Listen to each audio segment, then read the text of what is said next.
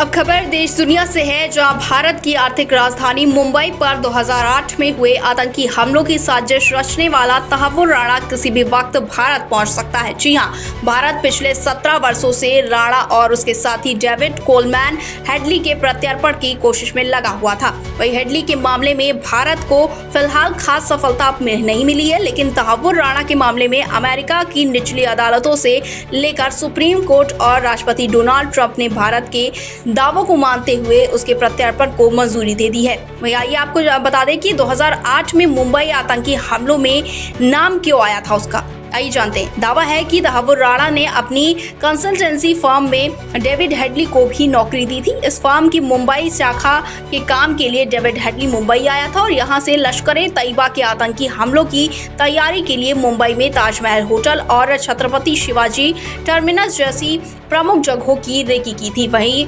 जांचकर्ताओं का मानना है कि तहव्वुर राणा ने कंसल्टेंसी फर्म की आड़ में ही डेविड हेडली से रेकी का पूरा काम करवाया था। वहीं साल 2008 में मुंबई में पाकिस्तान के आतंकी संगठन लश्कर-ए-तैयबा के 10 आतंकियों ने घुसकर शहर और में हमले किए थे। वहीं इन बर्बर हमलों में 6 अमेरिकी नागरिकों और कुछ यहूदियों समेत 166 लोग मारे गए थे।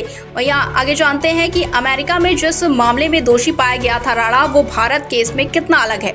आइए जानते हैं। अमेरिका में हेडली राणा दोनों पर दर्ज मामलों में सुनवाई हुई। वहीं यहाँ हेडली ने कोर्ट में कई खुलासे किए। हेडली ने बताया कि डेनमार्क में डेनिस अखबार पर हमले के लिए तहव्वुर राणा ने ही उसके दौरे को मंजूरी दी थी। वहीं वो डेनमार्क में राणा की फर्म से ही आव्रजन कानून केंद्र का प्रतिनिधि बनकर गया था। इसके लिए राणा ने हेडली के बिजनेस कार्ड छपवाए थे। हालांकि अलकायदा की तरफ से मिक्की माउस प्रोजेक्ट कोडनेम वाले जलंट पोस्टेन अखबार पर हमले को अंजाम नहीं दिया गया था। वहीं हेडली राणा पर अखबार के कर्मचारियों पर हमले और पास ही में एक यहूदी पूजा स्थल को निशाना बनाने के लिए साजिश रचने के आरोप लगे थे। वहीं चौंकाने वाली बात यह है कि अमेरिका में साल 2011 में राणा पर अमेरिका में दोनों मामलों में मुकदमा चलाया गया और उसे डेनिस अखबार पर हमला करने की साजिश में पाकिस्तान के आतंकी संगठन लश्कर-ए-तैयबा को मदद पहुंचाने का दोषी ठहराया गया।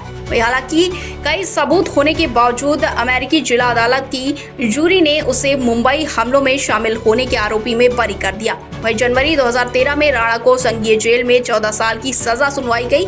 वहीं इसके बाद उसे 5 साल तक निगरानी में रखने का निर्देश दिया गया। ये तब तक हुआ जब हेडली ने दोनों मामलों में अभियोजनाओं को लेकर खुलकर तहव्वुर राणा के खिलाफ सबूत नहीं दिए थे। मैं आपको बता दें कि हालांकि राणा के वकीलों का कहना था कि डेविड हेडली झूठ बोलकर बच निकलने में माहिर रहा है। उसने कई पुराने दोस्तों को आपराधिक मामलों में फंसाया और खुद कम सजा के साथ बच गया। आगे आपको बता दें कि भारत न भेजे जाने के लिए क्या क्या कहा गया और क्या क्या किया गया, आइए जानते हैं। तहव्वुर राणा ने सुप्रीम कोर्ट में आपात समीक्षा याचिका खारिज होने के बाद अब एक बार फिर अमेरिका कि चीफ जस्टिस जॉन रॉबर्ट्स को आवेदन भेजा। इसमें राणा ने उनसे अपने प्रत्यर्पण को रोकने की अपील की। हालांकि चीफ जस्टिस ने उनकी मांग को ठुकरा दिया। वहीं लॉस एंजलिस में मेट्रोपॉलिटन डिटेंशन सेंटर में बंद राणा ने इससे पहले सुप्रीम कोर्ट में दायर याचिकाओं में खुद के खराब स्वास्थ्य का हवाला देते हुए प्रत्यर्पण पर रोक लगाने की मांग की थी। उसने कहा था कि कई बार उसे हार्ट अटैक आ चुका है। इसके अलावा उसने खुद के पाकिस्तान से ग्रसित होने की भी दलील की थी। वहीं उसने ब्लैडर पर मांस के बढ़ने की भी रिपोर्ट है, जो कि ब्लड कैंसर को हो सकता है। वहीं उसने खुद को किडनी की बीमारी से पीड़ित बताया था।